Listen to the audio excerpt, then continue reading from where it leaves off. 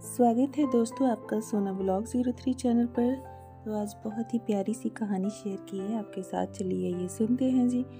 बहुत समय पहले की बात है। हरे भरे पेड़ों से घिरे एक शांत से गांव के पास एक बड़ी सी झील थी। वह झील नीले पानी से भरी रहती थी और उसमें तरह तरह की मछलियाँ रहती थी। उनमें से एक छोटी सी मछली थी जल। जल बहुत ही सुंदर थी। उसके पंख सुनहरे रंग के थे और जब वह पानी में तैरती तो ऐसे लगता जैसे सूरज की किरणें पानी में नाच रही हो। लेकिन जल का स्वभाव बाकी मछलियों से थोड़ा अलग था। जहाँ सभी मछलियाँ मिलजुल कर रहती, वह जल अकेली रहना पसंद करती थी। वह हमेशा कुछ बड़ा करने का सपना देखती थी। वह झील के किनारे बैठकर दूर बहती नदी को देखती और सोचती, काश मैं भी इस झील से बाहर निकलकर नदी में जा पाती। वहां तो दुनिया कितनी बड़ी हो गई। अन्य मछलियां हंसकर कहने लगी, जल तू पागल है क्या? ये झील ही हमारी दुनिया है। बाहर की दुनिया में तो बड़े बड़े खतरे हैं। वहां बड़ी मछलियां छोटी मछलियों को खा जाती है और जाल में फंसने का भी डर रहता है। पर जल का मन नहीं मानता था। उसे लगता था कि जीवन का असली मतलब अपनी सीमाओं से बाहर निकलना है। एक दिन झील में बहुत तेज बारिश हुई। पहाड़ों से पानी का बहाव इतना तेज था कि झील की एक दीवार टूट गई और एक नहर बन गई जो नदी से जुड़ गई। सभी मछलियां डर के मारे इधर उधर भागने लगी। लेकिन जल की आंखों में चमक आ गई। वह बोली, ये तो मौका है। यही मेरा रास्ता है नदी की ओर। बिना देर किए जल ने नहर की ओर छलांग लगाई और तेज पानी के साथ नदी की तरफ बह निकली। शुरुआत में उसे बहुत मजा आया। चारों ओर नई नई जगह, अलग अलग रंग की मछलियाँ, पानी में खेलते मेंढक और सब कुछ नया नया रोमांचक था। लेकिन जैसे जैसे वह आगे बढ़ती गई, पानी का बहाव तेज होता गया। कई बार वह पत्थरों से टकराई। कुछ बड़ी मछलियों ने उसे पकड़ने की कोशिश की, पर जल हिम्मत नहीं हारी। उसने सोचा, अगर डरकर वापस चली गई तो कभी अपने सपने पूरे नहीं कर पाऊंगी। कई दिन और रातों की यात्रा के बाद आखिरकार नदी समंदर में जा मिली। जल ने सब पहली बार समंदर में देखा तो उसकी आंखें चुतिया गई। जहां तक नजर जाती पानी ही पानी था। लहरें ऊंची ऊंची थी और मछलियों की इतनी किस्में थी जितनी उसने कभी झील में सोची नहीं थी। शुरुआत में उसे डर लगा, लेकिन फिर एक बूढ़ी व्हेल ने उसे देखा और प्यार से कहा, छोटी मछली तू अकेली यहाँ कैसी आई?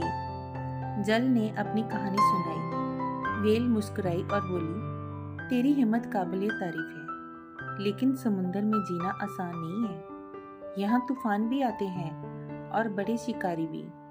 व्हेल ने उसे रास्ता दिखाया और कहा, याद रख, डर हर जगह होता है, लेकिन जो उससे लड़ना सीख जाए वही आगे बढ़ता है। जल ने समंदर में रहना शुरू कर दिया।